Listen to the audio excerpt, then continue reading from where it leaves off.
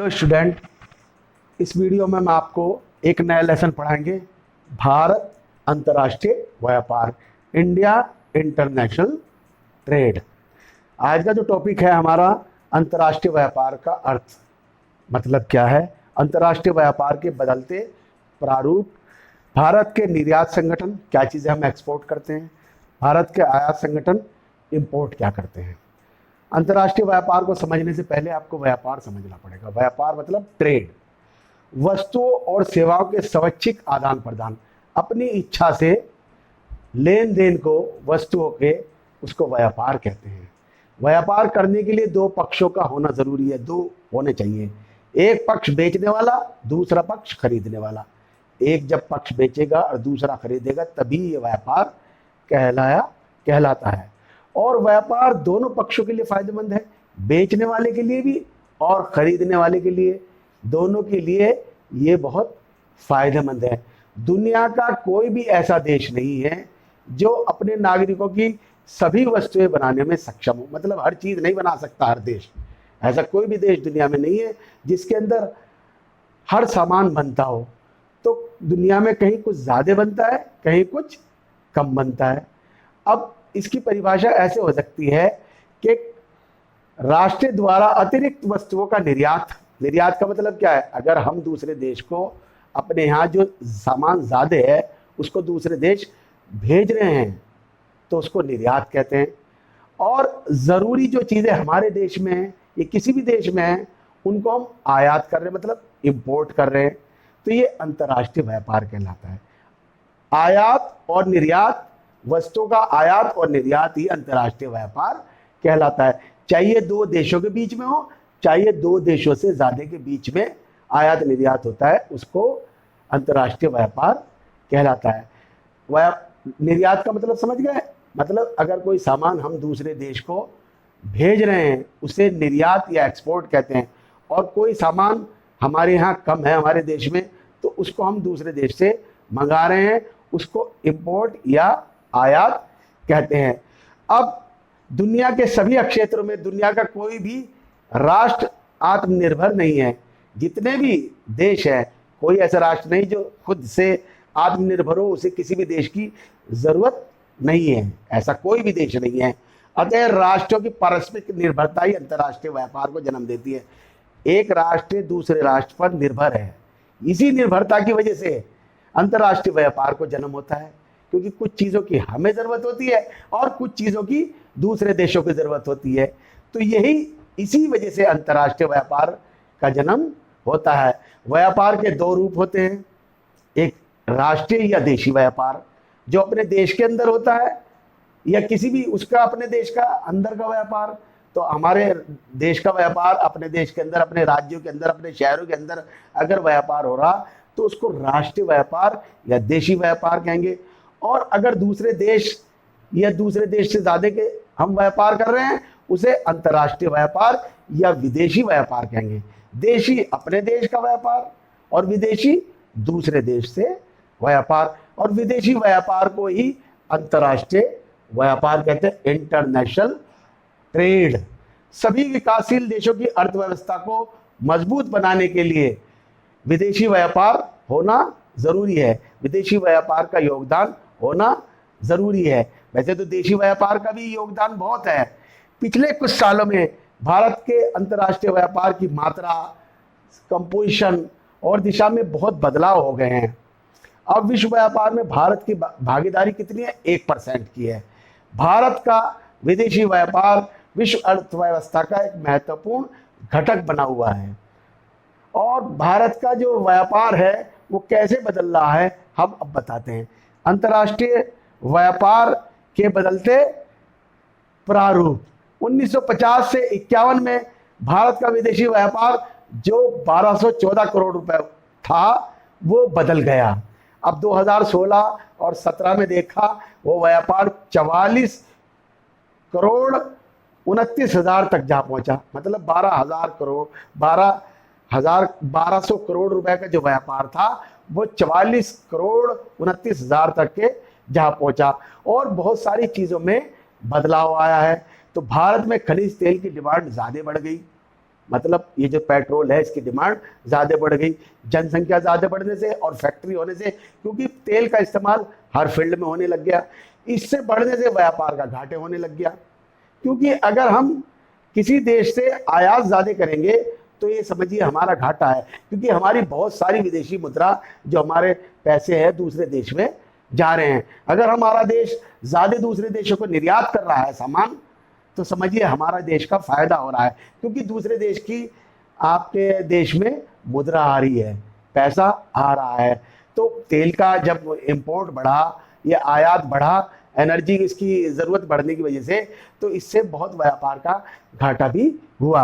और भारत के निर्यात संगठक एक्सपोर्ट कंपोजिशन, मतलब क्या क्या चीज़ें हमने दूसरे देशों को निर्यात की और क्या क्या चीज़ें हमने आयात की।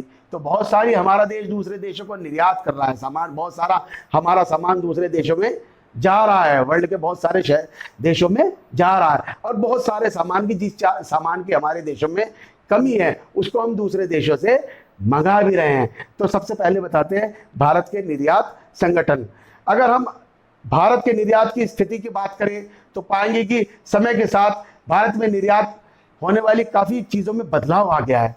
अब पहले खेती के उत्पाद भेजे जाते थे, मगर वो अब घट गए हैं, खेती का सामान बाहर कम जाने लग गया। और पेट्रोलियम और उसमें वृद्धि हुई है, उसके व्यापार में वृद्धि हुई है। और आपका ताज्जुब होगा, अयस्क जो थे खनिज और निर्मित सामान का हिस्सा जितना 2015-16 में था उतना ही 2016-17 में रहा, मतलब वो लगभग स्थिर रहा। आयात जितना हम निर्यात करते थे उतना ही 2015-16 में था, वही 16-17 में उतना ही रहा। और दूसरे 2016-17 के दौरान विनिर्माण क्षेत्र में, मतलब मैन्युफैक्चरिंग में भारत का निर्यात बहुत बढ़ गया, 74% की भागीदारी हो गई, मतलब इतना निर्यात भारत का बढ़ गया। और भारत की अंतर्राष्ट्रीय क्षेत्र में जैसे जैसे स्पर्धा बढ़ रही है, कंपटीशन बढ़ रहा है, तो परंपरागत जो पहले से हम चीजें भेजते थे दूसरे देशों में उनका निर्यात घट गया है। जैसे चाय, कॉफी,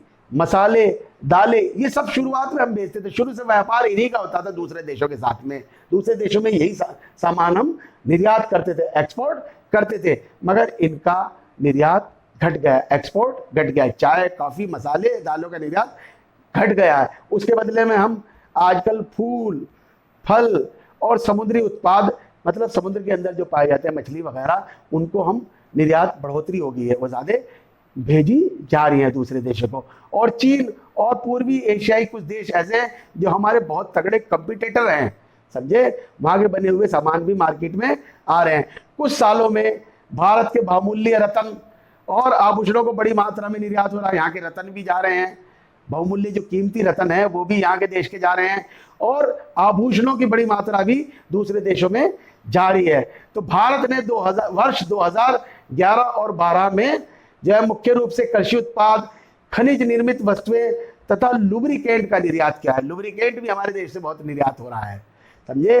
भारत पेट्रोलियम तो आयात करता है, मगर बहुत सारी चीज़ें जो है आपका ये भी है कि उसके पेट्रोलियम के जो प्रोडक्ट होते हैं बहुत सारे वो दूसरे देशों को निर्यात करता है, क्योंकि पेट्रोल जो कच्चा तेल होता है उसको साफ करने के बाद उसके बहुत सारे प्रोडक्ट बनते हैं और बहुत सारी चीज़ों में पेट्रोल का इस्तेमाल होता है, वो तो दूसरे देशों को वो निर्यात करता है। और इसके बाद आता है भारत के आयात संगठन, इंपोर्ट, मतलब दूसरे देशों से हम क्या मंगा रहे हैं। 1950-60 के दशक में भारत में खाद्यान्नों की कमी थी, खाने की कमी थी, जनसंख्या बढ़ने लग रही थी, तो उस समय भारत क्या करता था, दूसरे देशों से खाने की चीज़ें मंगाया जाता और पूंजीगत माल मंगाता था, मतलब कैपिटल गुड्स, मशीनरी और इक्विपमेंट, बहुत सारे औजार वगैरह मंगाया करता था।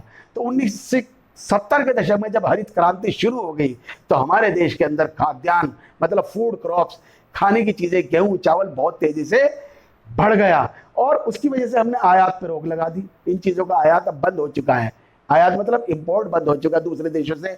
हम अब ये सामान नहीं मंगाते, क्योंकि अब ये हमारे देश में ही बहुत पैदा होने लग गया। मगर 1973 में एकदम ऊर्जा का संकट आ गया, पेट्रोलियम पदार्थों के एकदम मूल्य में उछाल आ गया, मतलब पेट्रोल की हमें ज़्यादा ज़रूरत थी, उसकी कीमतें बढ़ गई 1973 में, समझे, क्योंकि पेट्रोल की ज़रूरत बहुत सारी चीज़ों में बढ़ने लगी, तो आयात भी बढ़ गया, आयात का बजट भी बढ़ गया, बहुत सारा तेल हमारे देश में, क्योंकि हमारे देश की जनसंख्या अधिक है और पेट्रोल की बहुत ज़्यादा ज़रूरत है, तो इस वजह से इसको हमें ज़्यादा आयात करना पड़ा, इंपोर्ट करना पड़ा।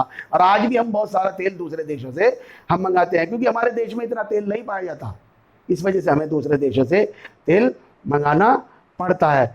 और इसी के साथ खाद्यान्नों के आयात की जगह अब खाद्यान्न तो बंद हो गए, उसकी जगह उर्वरक खाद का, पेट्रोलियम का, इन्होंने पदार्थों ने ले ली है। और वर्तमान समय में आयात वस्तुओं में पेट्रोल के अलावा मशीनें और आपका इक्विपमेंट और विशेष स्टील अच्छे तरह का, और खाद्य तेल मतलब खाने वाले तेल, मूंगफली का तेल हो, चाहे सूरजमुखी का तेल हो, चाहे सरसों का तेल हो, दूसरे देशों से हम ये चीज़ें मंगा रहे हैं। जो खाने वाले तेल है, रसायन मंगा रहे हैं, केमिकल मंगा रहे हैं, मुख्य रूप से आयात कर रहे हैं दूसरे। और पेट्रोलियम और इसके उत्पादों का बहुत तेजी से आयात कर रहे हैं, ये भी हमारी ज़रूरत बन चुकी है।